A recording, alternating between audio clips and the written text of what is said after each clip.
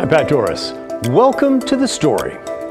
Parts of Oregon are in crisis tonight. If we're a family, some of our members are slamming the door and ready to leave us behind. I'm talking about that Greater Idaho movement. All this week, we've been hearing from folks in eastern Oregon about their frustrations. Some of you in other rural areas say you feel the same way.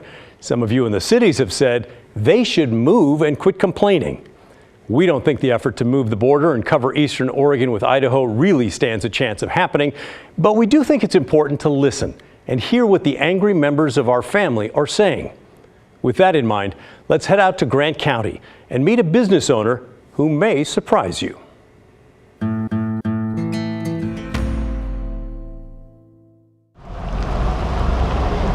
Step inside 1188 Brewing in Grant County, and you'll think you're in a Portland brew pub. Great food, lots of great craft beers. So I was in the third grade, it was in the 70s, and that's when we moved here. So this is where I grew up. Shannon Adair and her husband own the place.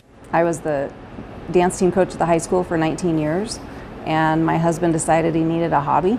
Turns out he's very good at that hobby, brewing craft beer. And this is where we started. It was something that we didn't have in our community. We wanted to build something that really was a place that people could gather and create jobs for people, and it was something that we liked to do. 11 years on, their brew pub in John Day is often packed during the summer and for special events like this Valentine's Day gathering. In 2017, concerned about her town's future, she ran for city council and won.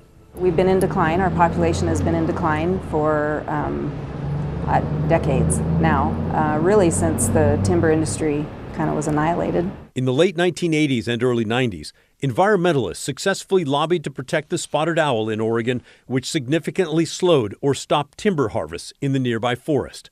With mills closing and jobs scarce, many people left. In 1990, Grant County had more than 7,800 residents. The most recent number shows it's closer to 7,300, a loss of 581 in the last 20 plus years. The city of John Day lost 156 people over that same time frame. The numbers are profound for a small town. For Shannon Adair, it was a painful lesson in how laws and rules from outsiders can have a devastating impact on rural communities like hers. They're not seeing it. They don't see that it all of a sudden a thriving community has no way to support their schools, has no way to support the businesses that are here. Has no way, so many of those people, there were programs for people to go back to school, but some of those people were in their 30s, 40s, 50s. Where do those people go? What happens to, that group? That is the sort of frustration that's fueling the Greater Idaho movement. 11 counties in eastern Oregon have voted to essentially start the process of divorcing Oregon. They want to move the border and become part of Idaho. We're in eastern Oregon to listen and try to get to the bottom of that frustration. Many correctly believe the West Side, with its big cities, hold all the political power in Oregon. There's a feeling Oregon's rural areas have been ignored for years. We have farming, ranching, we have the Forest Service, BLM, all of that here, and I just don't think that they think of us over here as part of them. Most people out here we just feel like the West Side doesn't care. We never feel heard out here. Which is why it would be reasonable for Shannon Adair to be part of that Greater Idaho bandwagon. But she is not. So if there was a vote tomorrow to become part of Idaho for Grant County, would you say yes or no? I would say no. I really feel like politics in our country right now are so divided, and I don't think dividing further is the answer. I don't think that having all of the conservatives move to a conservative area and all of the liberals move to a liberal area is the answer. It's not the way our country works. And, for what it's worth, we don't think it will really actually ever happen. Mm-hmm. But, the reason we're here is because clearly people are angry and have been for a long time. What I'm hoping is that by it becoming this talking point is that more people will talk about it. I think it's an important issue, and I think that the people that live in our areas have valid concerns. And if our legislators could come together and talk more about some of these laws that are getting passed and have a better understanding of how maybe some of those are necessary in the cities, but maybe they're not necessary out here. So how do we work with each other to accomplish that? There are some instances where the state has made different rules for rural areas. The minimum wage law is a good example. In July of 2022, the state set the wage at $14.75 an hour for the Portland metro area. But in Oregon's 18 rural counties, the rate is $12.50 an hour. Still, Oregon's minimum wage is way above Idaho's, which is $7.25 an hour. And Oregon lawmakers in March, as we are reporting this, may change the law to let Oregonians pump their own gas. As part of that, they've crafted rules that are less restrictive for rural counties than in Portland. But Shannon said there are plenty of other statewide laws that are one size fits all and infuriate people in rural areas. From gun storage laws to Measure 114, which requires a permit to buy a gun, to Measure 110, which decriminalized user amounts of drugs, they stand as one example after another of the urban side imposing its values and its will upon the rural side. They don't like to be told what to do by the government. They've lived a long time being able to do things the way they want to, which, right or wrong or good or bad, it doesn't really, that's how smaller rural communities are. Despite the frustration, this business owner thinks Oregon's rural community should slow down and think deeply about what moving the state line would really mean. I just think about our personal experience as a brew pub. We also serve hard alcohol here. Well, in Idaho, it's limited on how many liquor licenses could be available.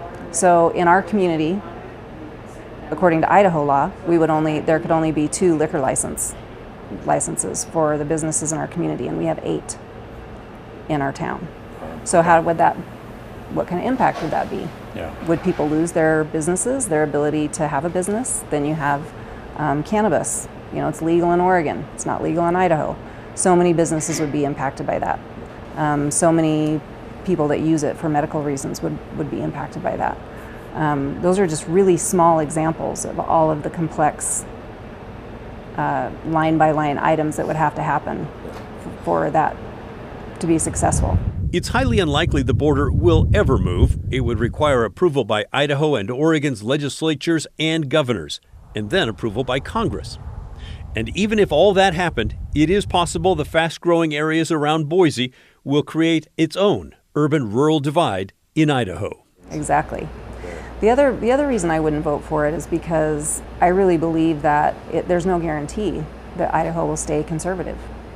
That is not guaranteed. There are a lot of people moving to Idaho, and not all of them because it's a conservative state. Some are going because it's beautiful. Some are going because there's lower crime.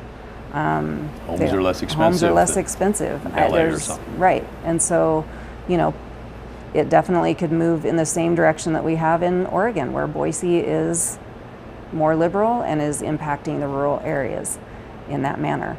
So to spend that kind of money and time to actually change the border and then have Idaho change to where you just, now you have Oregon and Idaho, that is a possibility. So I think we need to learn how to work together better and keep the borders where they're at. I appreciate Shannon taking the time to talk to us. By the way, she served her term on the city council. She's no longer on the city council there. And again, if you're hearing us say and me ask the question of would you vote tomorrow to move the border, that doesn't mean that it's going to happen anytime soon. There's a zillion hurdles to clear, and I don't think, frankly, it will ever happen. But as you're hearing this week, there are smart, caring Oregonians in rural areas who feel they are being ignored. Seems like we should do something about that. Tomorrow night, we'll talk with the Grant County Sheriff about law and order there, and also the former U.S. Attorney for Oregon, who warns all of us that it's dangerous to ignore our rural areas. And we did want to grab a few comments that you sent to us last night following part 2 of our story. Lee says, "I'm sorry, but I'm a liberal Democrat and suffered through 24 years in Utah under right-wing Republicans who were in the majority. I didn't get to change the borders so I could be in a majority." He goes on, "I moved to Oregon. Republicans in Oregon don't get to change the borders either, and I resent their harping about values as if they are somehow superior." Jane chimed in with something similar. "Okay, so you feel you aren't being heard as a Republican in a Democratic state? I used to live in a red state and never felt heard. It happens. I moved here." And how about this from Eileen? Eastern Oregon shouldn't feel like they're the only ones being ignored. For those of us who are moderate Democrats or Republicans, it seems like only the extremists get nominated, so we are left out regardless of who ultimately gets elected. Thanks to each of you who wrote in and called us about this. We are getting hundreds of emails from you, and we want more. What are your feelings about the Greater Idaho movement? If you've already let us know, we're good, but if you haven't, please do let us know. And do you have any thoughts on part 3? That's the part you just saw, that report there, if I could say that. So let us know. We do read your emails and we do listen to the voicemails. You can email us at thestory@kgw.com or call and leave a voicemail 503-226-5090.